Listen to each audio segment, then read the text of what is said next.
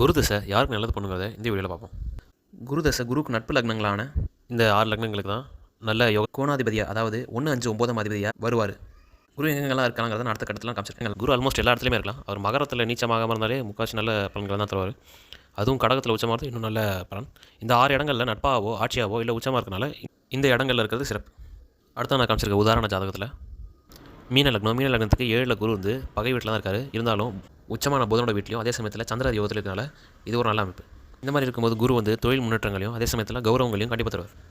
அடுத்த நான் காமிச்சிருக்க ஜாதகம் வந்து கும்பலக்னத்துக்கு 10ல் சூரியன் இருக்குது. அதே சமயத்தில் 11ல் சுக்கிரன், குரு, கேது எல்லாமே சேர்ந்துருக்கு. இங்கே கேதுவும் குருவும் சேர்றது கேல யோகமாக கருதப்படுது. அதே சமயத்தில் சுக்கிரன் வந்து சுபகிரகங்களால் குருவோட சேரலாம். இங்கே வந்துட்டு இவர் கும்பலக்னத்துக்கு ராஜயோகாதிபதியாக வரனால அதுவும் ஒரு சிறப்பு. 7ஆம் அதிபதி திக்பலம், அதே சமயத்தில் 7ஆம் இடத்த குரு பார்க்குறது, அதே சமயத்தில் சுக்கிரனும் சுபத்துவமாக இருக்கிறதுனால கண்டிப்பாக மனைவினால் லாபம் வரும். பெண் நண்பர்களாலையும் லாபங்கள் வரும். இதே மாதிரி ஆஸ்ட்ராலஜி வீடியோஸ்க்கு மறக்காமல் சப்ஸ்கிரைப் பண்ணுங்கள். நன்றி.